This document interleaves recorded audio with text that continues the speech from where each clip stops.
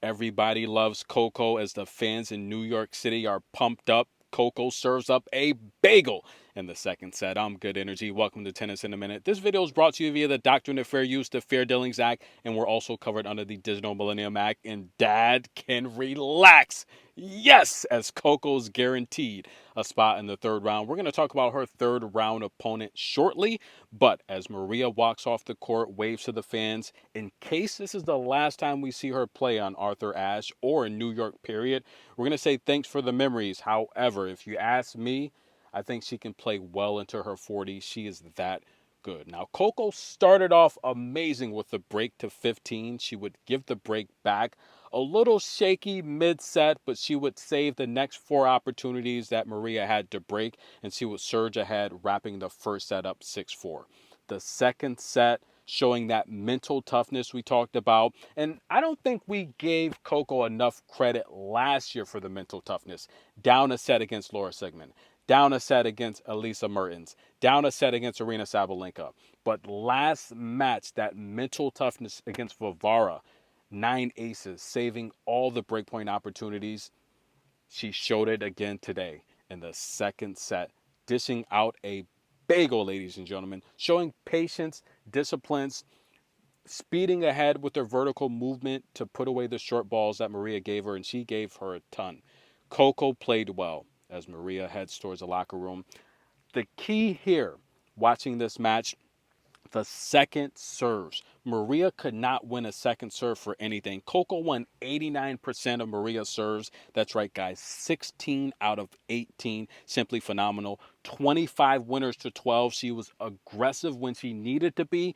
But just like last match, 25 unforced errors. What does that tell me? She's working into her form. And look, the key for me is Coco just needs to get into the second week. If Coco gets into the second week, I think she defends her championship successfully. However, we're going to talk about her next round opponent, which is going to be very tough. Now, does anyone know? I'm a bit naive here. What's up with Nick? Does he still play or not? Because I agree with Nadal. If he was a little bit more disciplined, I imagine he will be back, right? Is he retired or what? Now, I know he's been doing a lot of interviews with McEnroe, and he's got the personality. But I just think his anger on the court, he's got to control that anger. But nonetheless, a lot of mental coaches will say you have to get that anger out. And they actually, Iga's coach said that previously. And a lot of the coaches say you have to let that anger out.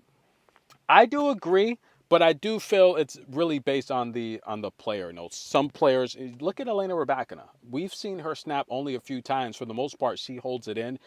Look at Emma Navarro, Jessica Pegula. So I think it does. In contrast, look at Yelena Ostapenko. So it does depend on the player. Some players are good at holding it in. Some players just don't want to show their hand and let you see them sweat. But I will say, ladies and gentlemen, this was a very good post-match interview. I think Nick he's got a second career when he does finally decide to hang it up. Now, he asked Coco, what are you listening to before you come out? She said the same song, Jaden Smith. And look, Coco, I do I do think she's got to change the music.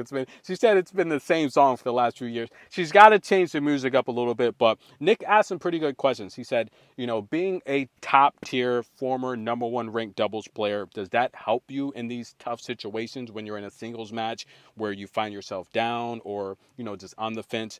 I think it does with her decision making.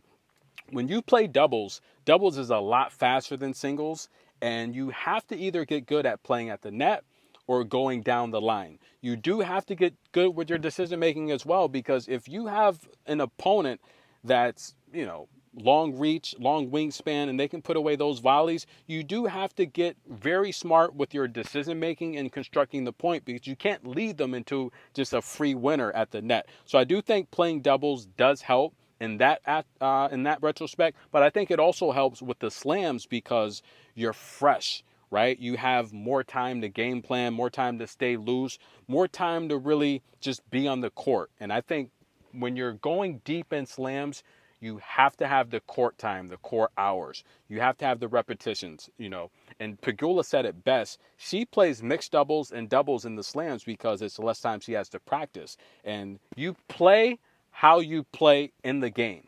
If you're playing at game speed, that's how you're going to play. Sometimes when you're practicing, it's very tough to kind of emulate that game speed. So I agree with Pegula. Playing more during the slams helps her in the singles draw. Now, she also talked about just not putting any pressure on her. She talked about just being 20 years old, having one slam under her belt, and just the potential to win more. However, no pressure on her because she's already won. I do agree with Coco, and me personally, I think we've all put a lot of huge expectations on Coco, just being the first American to win a slam since Serena retired.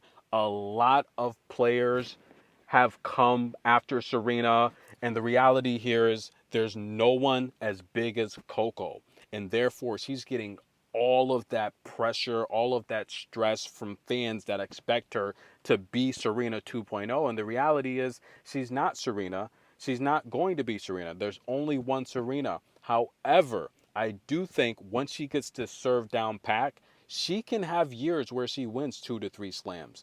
Yeah, starting in Australia, winning the French Open or Wimbledon, winning US Open. I do think she can win 2 to 3 and maybe even 4 slams in a year because she's that good. And some of you are probably thinking, okay, good energy, you're talking crazy right now. No, I'm not, because Coco's been the most consistent player of everyone on tour going back to last year when it comes to Grand Slams. She's consistent under the big stage. And take a look at Australian Open.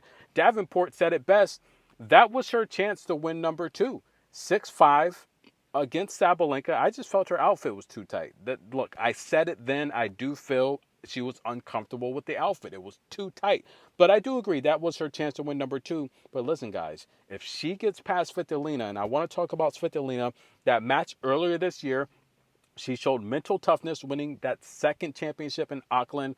Svitlina looked very dangerous tonight against Elina. She really did. Elina could not buy a shot. That's right. The defense of Svitlina was very good, especially at the net. Now, Helena was struggling from deep, so she went to the drop shot a lot, and Svitlina was putting away those short balls. I think it's going to be a very interesting matchup. If Coco plays how she played in the second set, if she reduces her double faults, if she continues to be aggressive and hit winners, I think her speed and athletic ability will give her the edge in those exchanges with Svitlina. But she's going to have to move Svitlina around. She can't go toe-to-toe and blow for blow with Svitlina because I just feel that's going to play right into her hands of being a defensive player, a long rally player. I think she's going to have to get Svitlina on the move and try to hit passing shots when she can. That's my personal opinion. What do you guys think? How far does Coco go? She gets past Tatiana Maria with a bagel in the second set. Tennis in a minute. We'll be back